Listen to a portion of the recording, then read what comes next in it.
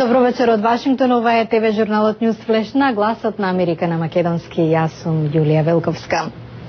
Како да се обезбеди нуклеарниот материјал во наредните 4 години за да не заврши во раце на терористите? 47-те земји учеснички на нуклеарниот самит вторникот во Вашингтон планираат со заедничка декларација на оваа тема да ја завршат средбата што се одржува во видливо зајакнати услови на безбедност во американскиот главен град. Со ова го започнуваме блокот вести. Домаќинот американскиот претседател Барак Обама кажа дека со фактот дека терористите се обидуваат да дојдат до нуклеарен материјал, зголемен е ризикот од нуклеарен напад. Тој подвлече дека државниците мора на дело да реагираат, а не само да говорат за обезбедување на материјалот. 47-те држави учеснички планираат заедничка декларација на оваа тема, во која ќе ветат исполнување на целта во текот на наредните 4 години. Експертите велат дека ширум светот има доволно високо збогатен нуклеарен материјал, за да од него се направат најмалку 120.000 парчиња нуклеарно оружје и тие се загрижени дека дел можел да падне во раце на терористите. Американскиот секретар за одбрана Роберт Гейтс заминува на латиноамериканска турнеја што вклучува посети на Перу, Колумбија и Карибите, а чија цел е подобра соработка на полето на одбраната. Гейтс претходно во Вашингтон потпиша договор за армиска соработка со бразилскиот колега Нелсон Джобим. Делегација на Стейт департментот во Москва ќе разговара за правилата според кои американските семејства посвојуваат деца од Русија. Москва се закани дека ќе го прекине посвојувањето откако минатата недела американка од сојузната држава Тенеси испратила 7-годишен посвоен син сам по авионски пат да се врати во Русија. Таа тврди дека момчето е со насилно однесување и дека руските власти не ја информирале за тоа. Американските власти разгледуваат дали да ја гонат кривично. Мама занимаеше с ним. Создавањето на новата европска дипломатска служба и предизвиците на заедничката европска надворешна политика беа тема на расправата што деновиве се одржа во Институтот Брукингс во Вашингтон. Прилогот е на колегата Гоце Јаневски. Поводот беше промоцијата на книгата Надворешната политика на Европската унија, проценка на европската улога во светот, од група автори кои ја анализираат заедничката европска политика и новата улога на Европа во мултиполарниот свет. Подготвена ли Унијата во тој контекст да го превземе суверенитетот од поединечните држави членки на повисоко европско ниво?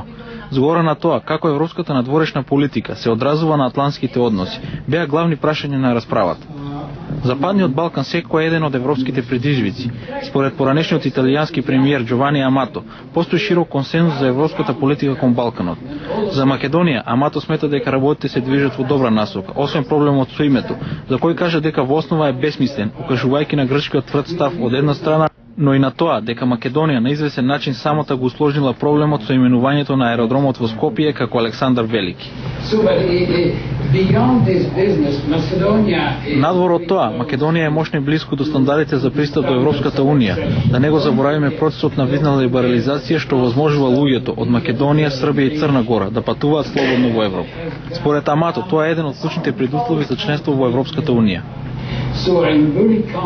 Јас сум сигурен дека работите на крај ќе се разрешат, дека ќе биде невозможно за постојаните членки да ја отворат Македонија и веројатно Србија и Црна Гора. Босна е посебен проблем.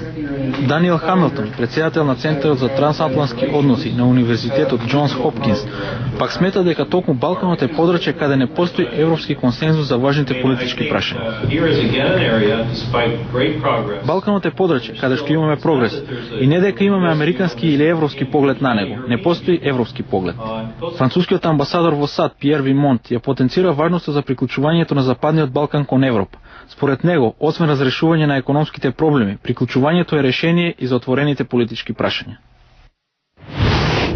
Египет, Нигерија и Перу се во групата од 21 земја кои составија листа на културни артефакти што бараат да им бидат вратени.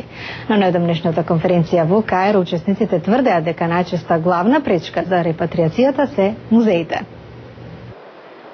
Со враќањето на саркофагот на Имеси во Каиро, Египет извојува голема победа.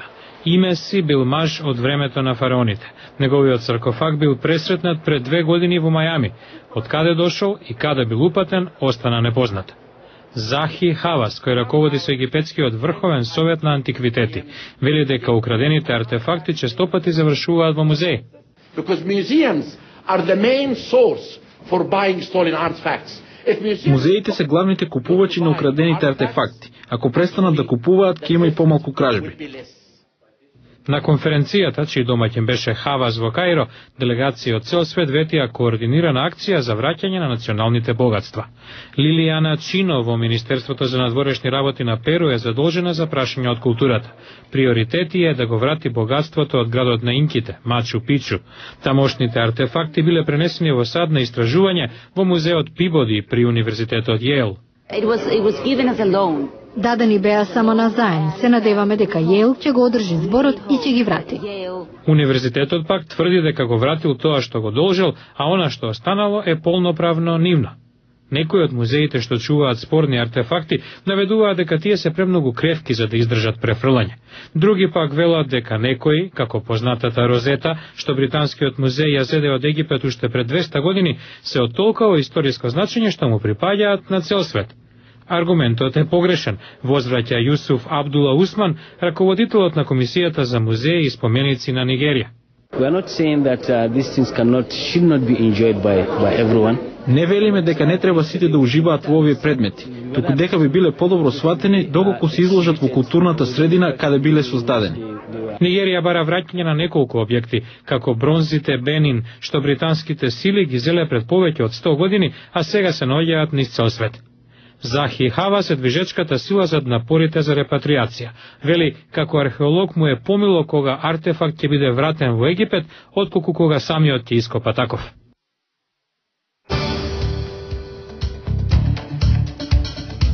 Утре во News Flash, реформа на имиграционите закони во САД. Кој е за, а кој против?